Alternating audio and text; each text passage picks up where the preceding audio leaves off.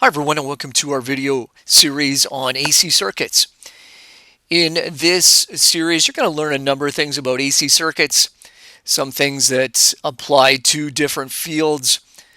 Hopefully you'll find it informative and useful and maybe help you choose a career path. So let's take a look at AC circuits.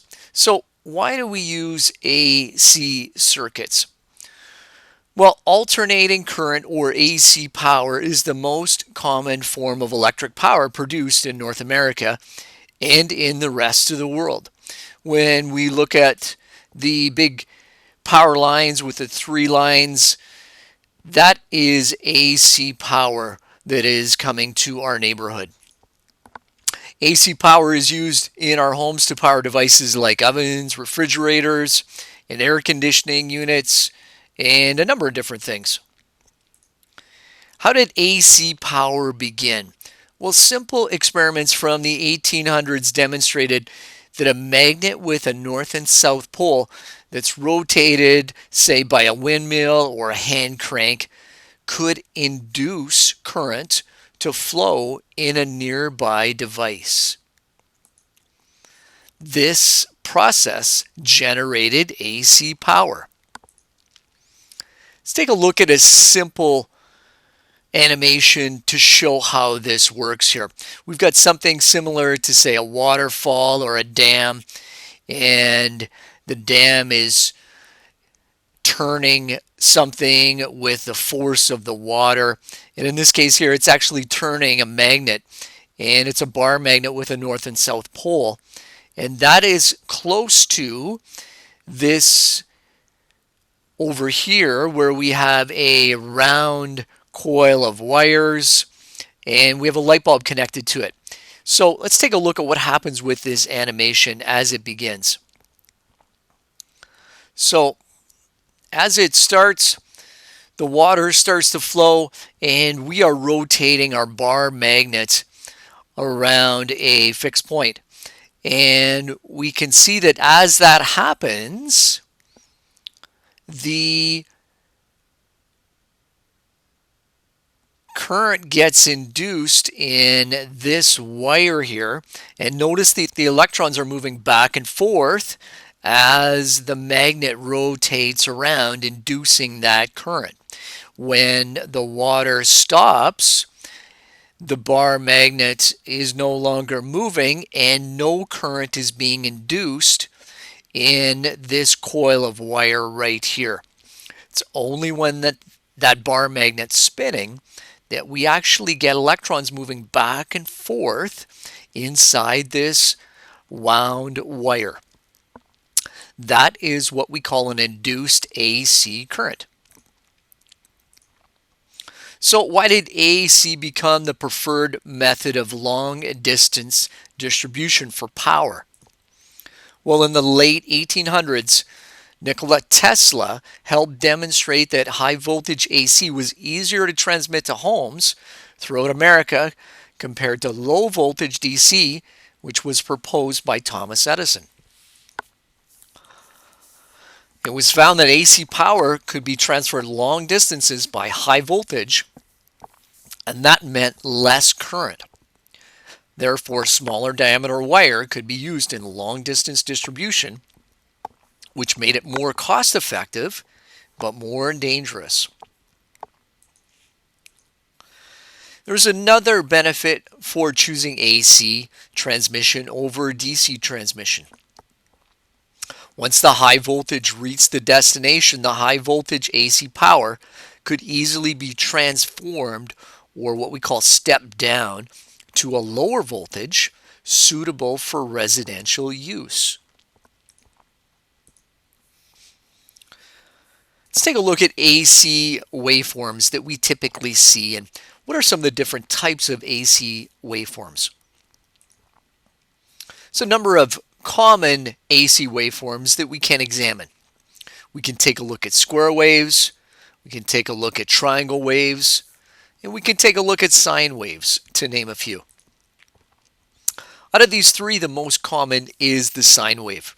Typically, a hydroelectric plant is constructed with machines that produce a sine wave for distribution to homes and businesses. Here's some examples of what a sine wave looks like, what a square wave could look like, and what a triangle wave could look like. Let's focus on the most common AC waveform, the sine wave. Here's a typical sine wave and how it is displayed on an oscilloscope. On the x-axis of the oscilloscope, we have the time.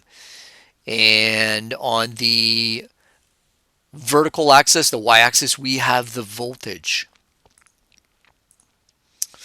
An AC sine wave looks as follows. In the first half of the cycle, in other words, this piece right here, the current moves in the positive direction. In the second half of the cycle, so this right here, the current moves in the negative direction.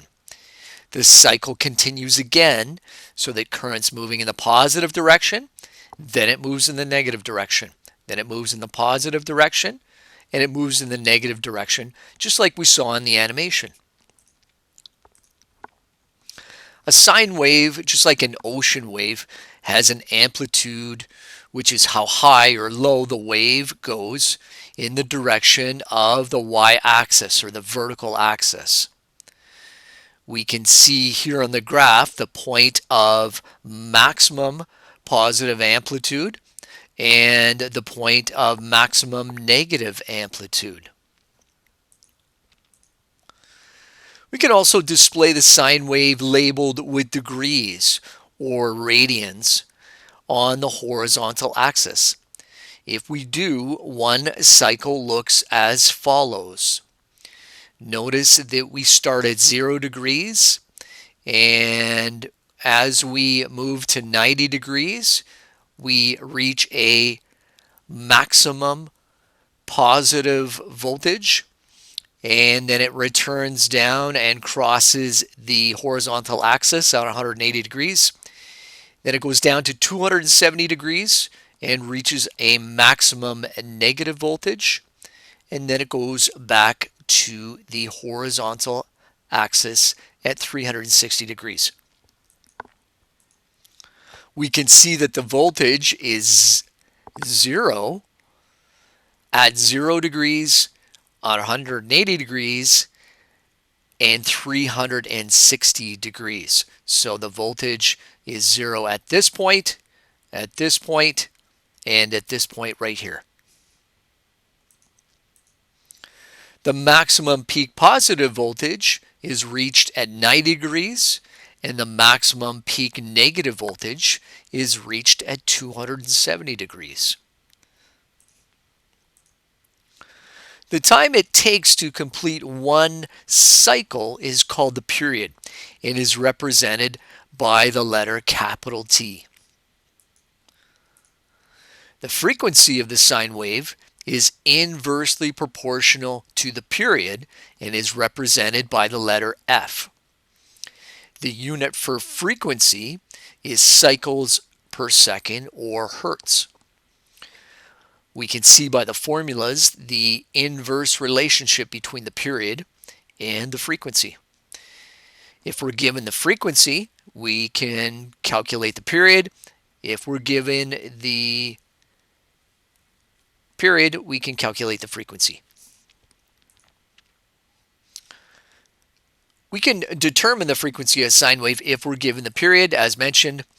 For example, if you know that the period of a sine wave is 250 microseconds, then using our formula to the right, we can determine that the frequency is 4 kilohertz. In North America, AC power generation is mandated to be 60 hertz. So it is produced at hydroelectric plants and distributed at that frequency, 60 hertz. Using the formula, we can determine that the period or the time for one cycle is 16.67 milliseconds. So you may be asking yourself, if AC power from a plug-in is actually 0 volts at certain points in time, why do I not see my lamp flashing on and off? Well, it's a great question. Note that 60 hertz is 60 times a second, so it cycles very quickly. The element in the bulb looks like it's on all the time, even though the current is 0 at various points in time. So what do I need to know about AC waveforms? Why is it useful to you? So there's a number of reasons. If you become an electrician, most of your work involves AC circuits and AC power. Some types of electricians in North America, like industrial electricians, can make over $100,000 a year income. Why else? Well, in high demand are RF, radio frequency engineers, who know how to transmit AC waveforms through the air and how to design antennas for low power devices like Bluetooth headphones to high power devices like cell phone towers. So, to wrap up what we've looked at, the majority of power produced in the world is AC power. Long distance transmission of AC power is cost effective compared to DC, and the voltage can be stepped down for use in a home or a business. 3 AC waveforms are a square wave, a triangular wave, and a sine wave. In North America, AC power is generated at 60 hertz. Characteristics of a sine wave include it has amplitude, it has frequency, and therefore it has period.